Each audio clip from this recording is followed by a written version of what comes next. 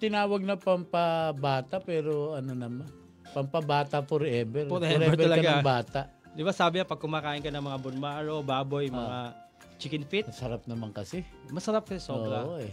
Pero ang kagandaan yan, pag kumakain ka ng sisig, tanggalin mo na yung kanin talaga. Kasi pag sinabay mo yan.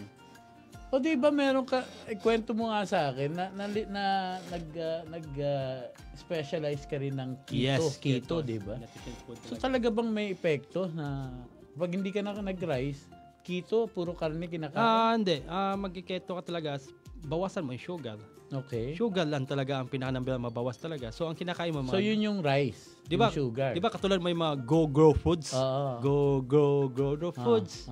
So meaning, may kulay, Balance. may kalte, balance lang. Pero pag nag-focus ka sa kanin or sa sisig lang, sakit talaga. Ano yun sabi nila yung Pinoy plate. Yes. Oo, Tama. yung pagkaing Pinoy plate na balanse. Balanse may gulay, talaga. may isda, Yes. may kanin. Tapos sa Yun. kanin, medyo cut mo ng konti. Cut talaga. half Yun, lang. perfect yan. Number 1 balance yan. Okay. So next VTR natin, Allen. Meron nga pala ako natagpuang masarap at maganda pa. Ay, yun, mali yung script. kilala Ako ko yan. po, patay tayo dyan. Meron pala ako natagpuan na masarap, na mura pa, na food tripan dito sa Somo Night Market na talaga namang pinipilahan Sele at TV, binabalik-balikan, oh. lalo na Ha? ng mga lalaki. Yata. What Sele a TV. Follow kayo dito kay Zel TV. Sele TV. Wala. Sikat din yan, sikat din yan. Last week lang yun. Ha? Ano? Yun yan. Ay, ang ganda. Masarap. Ay, Saka yung babae, sumisikat yun Yun. kailan doon na masarap daw. Siguraduhin mong masarap. Oo, tara, liga. Sama ka sa akin. Pakita ko yung masarap na kainan dito sa Somo Market.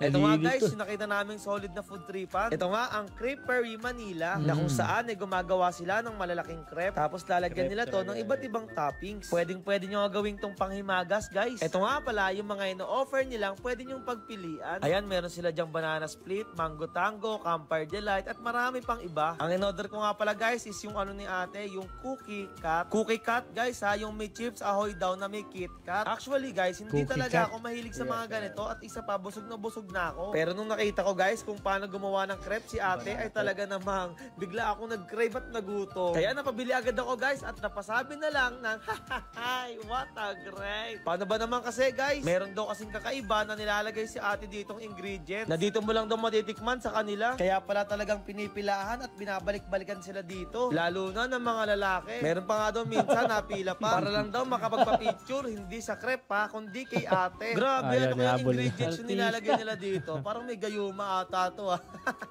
Joke lang. Pati nga guys, sa mga idol natin. Attracted sila Kuya na yung Nono, personality Eric talaga, Mukbanga mukha pa talaga. doon. At di nga rin nagpauli dyan, Iba si to. Kapudri. Pati sila, hindi na rin napigilan, kaya bumili na rin.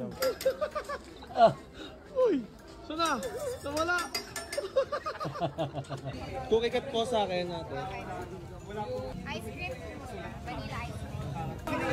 Talagang legit na tindera siya, no? Sikat pala kayo. Legit siya, parang siya yung owner. Owner din. Owner siya talaga. Nakikita ko yan na parang Ayun, yung kita. na-vlog na siya ni yung sila ni Rendon Labador, sila ni yung babae, yung Rosemary. Rosemary. Rosmar, Ayan. Lalagyan po natin Siya yung owner talaga. Oh, masarap nga yan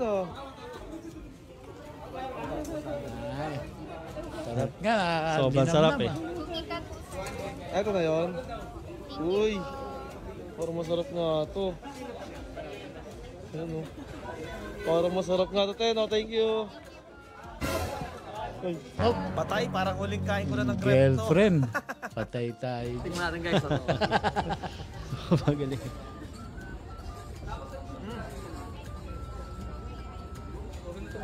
Lasang-lasa yung whipped cream. Tsaka yung ice cream. Tsaka guys, alam nyo kung anong kagandahan dito? Ano? Maganda yung maganda yung pagkakagawa sa baso nila.